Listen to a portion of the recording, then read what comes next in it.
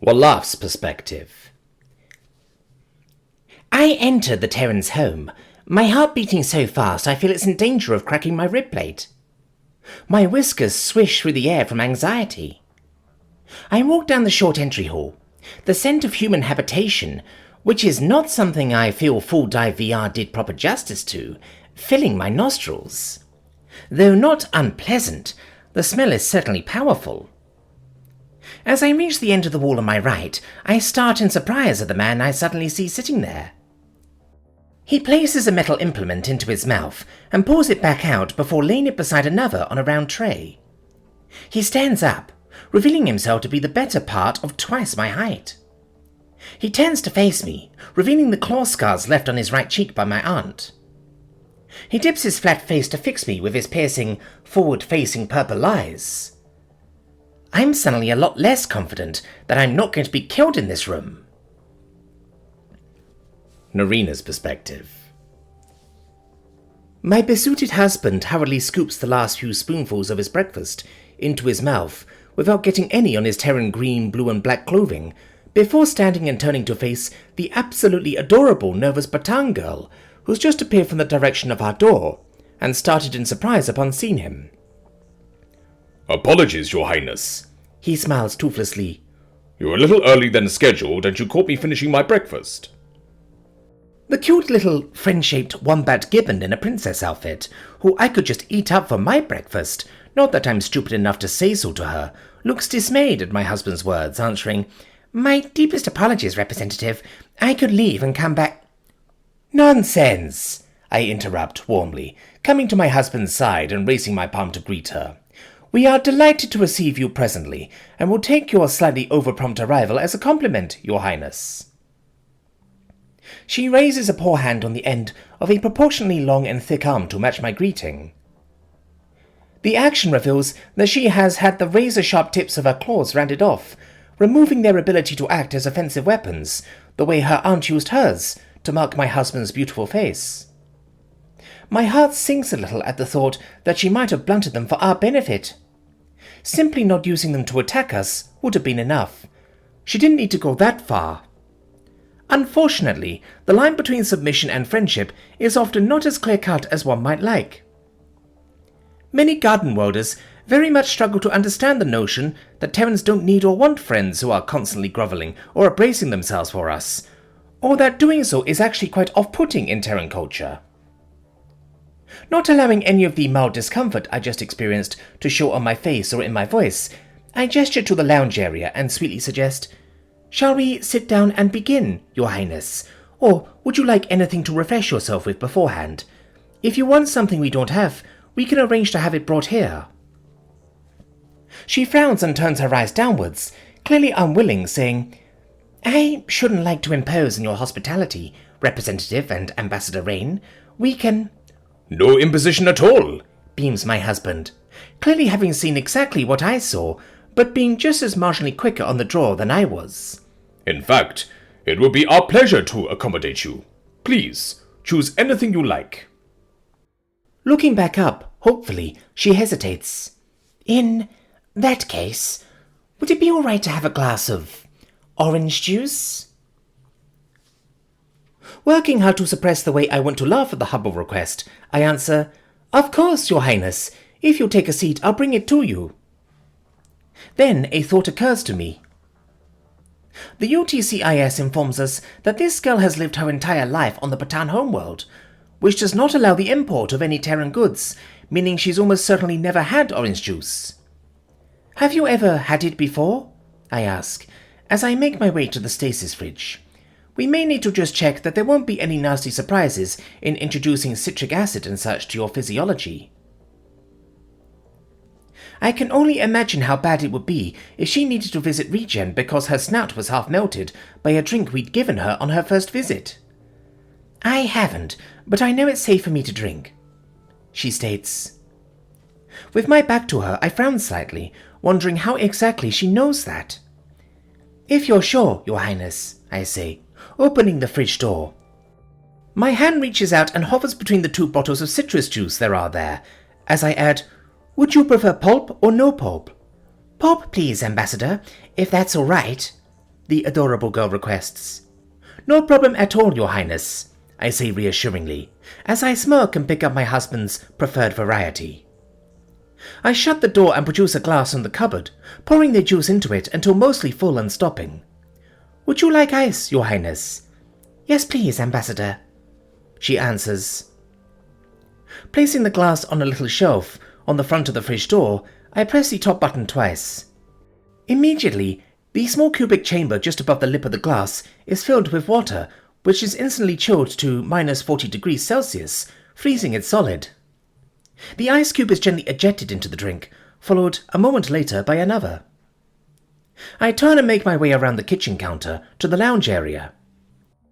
I feel a tiny pang of disappointment at the fact that the girl has already mounted the high-seated armchair we had brought here for her, designed to put her eye level between mine and my husband's, with us all sitting.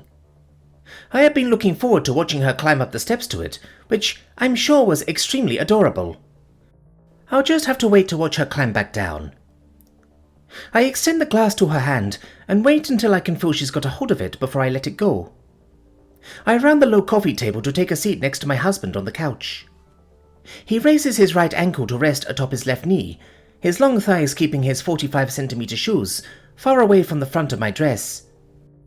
He brings a 31cm long hand to rest atop my left shoulder over my head. We both smile forward at the princess as she takes her first sip of orange juice. Her face immediately twists in seeming disgust. I'm halfway up from my seat saying, Your Highness, I can get you something else if... No, it's good. It's better than good, actually, she refuses, subconsciously withdrawing the drink to protect it from the notion of being taken away. I just wasn't expecting it to be quite so astringent. It took me by surprise is all. Ah, yes, chuckles my husband. That would be the citric acid my wife mentioned. To humans at least, it is the purest, most concentrated taste of sour there is. I once made a recipe that called for a small amount of powdered citric acid and dropped just 2 grains of it onto the work surface. Thinking there would be to sourness as 2 grains of sugar would to sweetness, or 2 grains of salt to saltiness, I pressed my finger down onto them and brought them up to my tongue. He mimes the action. Only to be racked with immediate regret, as the sensation of being force-fed an entire lemon hit me in an instant. The girl gives an absolutely heart-melting giggle at my husband's mildly self-depreciating story before observing,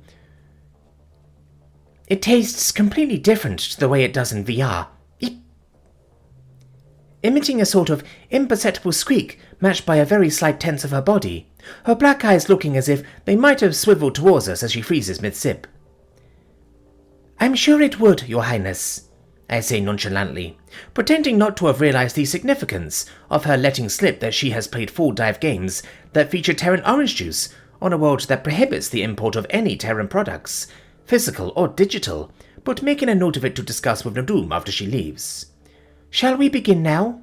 Would you mind telling us why you requested to meet so soon after you arrived in Citadel? As pleased as we are to host you, I don't imagine you've ever seen your own people's embassy yet. Transitioning from the nerves about her little slip-up before to no discomfort, the girl says, Yes, it's about what my aunt did to your face, Representative. Looking to my husband apologetically. This? He smiles, raising a long forefinger to point to the marks that the PR department advised him never to regen away, given their value to the Terran brand, and waving that hand dismissively. I hold no grudge at all about it. Don't worry. I know that your aunt had been, shall we say, hardening, as she entrenched herself against myself and my predecessors. She snapped, and I simply had the misfortune to be on the receiving end of it when that happened. The fact that His Majesty immediately recalled her and dispatched you in her stead proves that her actions, and her words, were her own, and not representative of some deeper conspiracy against my kind. Looking slightly relieved, the girl says, Indeed, they weren't. However, my father, on my advice, still wished for me to come here and, untranslatable idiom, roll in the dust, nearest approx, clear the air with you. I smile sweetly. You may consider the air cleared, Your Highness. Your representativeship makes a more than adequate peace offering, as far as we're concerned. Regardless, she states, slotting the half-full glass of orange juice into the cup holder in the arm of a high seat. My father wishes me to relate the following. On the understanding that, while this must obviously be parlayed among your government, diplomacy and intelligence sectors to have any point at all, nothing I am about to tell you is to be made public to your people or the wider galaxy. You have our word, Your Highness, my husband says without hesitation. Indeed, I agree.